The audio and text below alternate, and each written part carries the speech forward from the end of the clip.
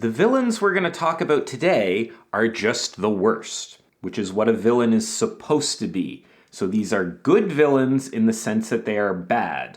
Are we all clear on that? These are the worst, best villains that can rain evil down upon your novel. First up, the sympathetic villain. Normally, villains gather the ire of the reader. We don't feel any remorse when they get a thorough smucking from their more heroic counterparts. With the sympathetic villains, it's kind of like kicking a stray dog. It's like, yeah, the kid who bullied you every day in the 4th grade was a jerk, but he also has a big forehead. He's repeating this grade for the 2nd time, and his lunch every day is like a half-completed scratch ticket and an expired Slim Jim. Despite all of these flaws, you just kind of feel a bit of sympathy for the guy. They're still a villain, but we kind of get where the villainy is coming from.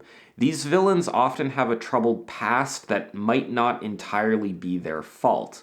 They are sometimes mistreated by their superiors in the villain hierarchy, and they often don't really profit from their villainy. Despite all their villainous efforts, they're not being put in a good position by their villainy. They don't get anything from it. The sympathetic villain is great because they create doubt in the reader and also in the heroes of your novel. Defeating a regular villain who profits from their villainous exploits is a no-brainer.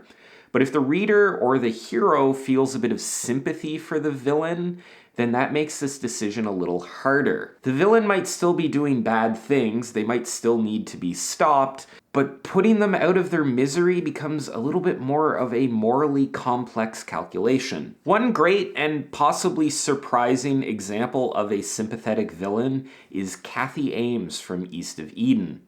If you've read the book, then you remember Kathy. The stuff she does is not something that can be discussed in a YouTube video, and she is so far down the villainous rabbit hole that I can't help but feel a bit of sympathy for her. This might be a bit of a hot take, but especially towards the end of the novel, I think we're meant to feel a bit of sympathy towards Kathy. She's even described as kind of a pathetic shell of a person at this point. She is just so unredeemable, and her actions create so much misery for her, and you can just tell that this is a deeply unhappy person who has completely lost the ability to feel any sort of joy. I don't know if we're supposed to feel any sympathy for Kathy, but she's an example of when a character strays so far into villainy, they tend to become a little bit pathetic. And you can't have patheticness without sympathy. No, wait, you can't have sympathy without patheticness. Next up, the I'm doing my best villain.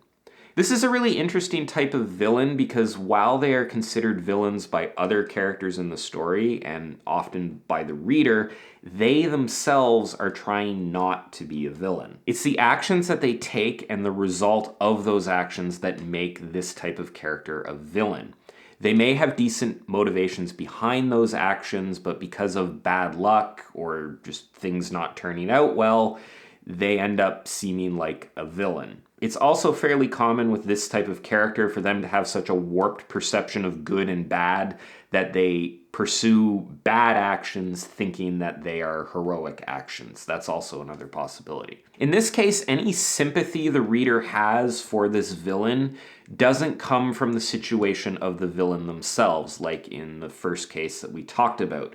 For the I'm doing my best villain, it's the fact that the villain is trying really hard to do the right thing, but just can't make it work. That's what will create sympathy for this villain on the part of the reader. It's often a matter of debate as to whether these types of characters are actually villains or not.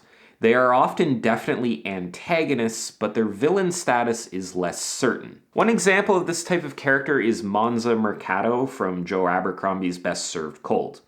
Mercado is perhaps not a straight villain, although she's one of Joe Abercrombie's characters, so she's definitely not a hero by any means. Maybe an anti-hero, maybe villain protagonist, somewhere in there. It's probably a matter for debate. Best Served Cold is a revenge story where Mercado goes after several people who wronged her in a very bad way, and in pursuit of that goal of revenge, she causes a lot of collateral damage and inflicts a lot of pain on the people around her. This is an example of a character pursuing, at least in this case, a somewhat noble goal, but the effects of the actions they choose to take cause them to move more towards villainy. Another example is Caleb Trask, again from East of Eden. Caleb is more of an antagonist at different times in that novel than a villain, but he has this am I evil or not evil arc that he goes through, so he's wrestling with the villain question kind of directly. Later on in the story, he takes some actions that have repercussions that make other characters think of him as not good, even though his intent with those actions was to do something good. Caleb Trask is a really good example of a character who is considered a villain by other characters, but is really, really trying not to be a villain and really struggles with that question. If you're enjoying this video, consider hitting the subscribe button. I assure you nothing evil will happen when you subscribe to my channel. Next up, the I am your future villain. This is a villain that used to be the hero, but turned into a villain. Often they gave into some kind of temptation or just let the world corrupt them in some way. They serve as a sort of cautionary tale for the hero. This type of villain adds a lot of stakes to the story because there's the risk that the hero will become like this villain. It also really connects the hero with the villain because they have a sort of common origin. Ultimately, it's a good way to show what will happen if the hero doesn't succeed. The sort of archetypical example of this is Gollum from The Lord of the Rings. Gollum, Smeagol, whatever you want to call him, shows what future will await Frodo if he lets the ring corrupt him or whatever. I don't know if Gollum is technically an antagonist or actually a villain. I've heard some people talk about how Gandalf represents kind of the good path for Frodo and Gollum represents the evil path, so in that interpretation he would be a villain, but I will let the Tolkien army discuss this in the comments. It boosts engagement. Another good example of this is Darth Vader. That's a very strong example of the you could become me type of villain. And of course, there's an East of Eden example. Kathy Ames has a bit of this the evil in me is in you kind of vibe with other characters later on in the novel. Same kind of idea, a little bit more subtle. But I would be remiss if there wasn't an East of Eden example for each of these. Next up, the charismatic villain. This villain draws you in with a warm smile, a glass of fine brandy, a well-tailored suit, and a generally likable demeanor. They may pay for an orphan's hernia surgery. They might share a laugh with everyone who crosses their path. They may in every way seem like a genuinely upstanding person. But behind the alluring charisma of their exterior lies a deep-rooted villainous nature. And every character in your story risks being lured in by their well-crafted lies. If you want to create doubt about the villainous status of a character, making them charismatic and likable is a really good way to do it. Whether they are just blatant villains off screen or if their methods are more subtle, you'll have a lot of characters being drawn in or not believing that this character is a villain in the first place. These villains are a great opportunity for dramatic irony because the readers may be aware of their villainous nature, but the characters may not notice. This works really well for characters who are revealed to be villains later on as well. So in these types of stories, the reader, along with the characters, is sort of fooled by the charisma. Some examples of this, there's a villain in the novel Rebecca who is very charismatic but uses that charisma to hide their underlying evilness. Warden Norton from Shawshank is another example of this kind of villain. I think he's portrayed as a little bit more charismatic in the movie than in the novel, but I don't really remember, so maybe not. Terry Silver from Cobra Kai, the show and the dojo, is another example of this sort of suave, charismatic villain who draws people in. And this is not a great example, but it would be weird if I don't have an East of Eden example for this one.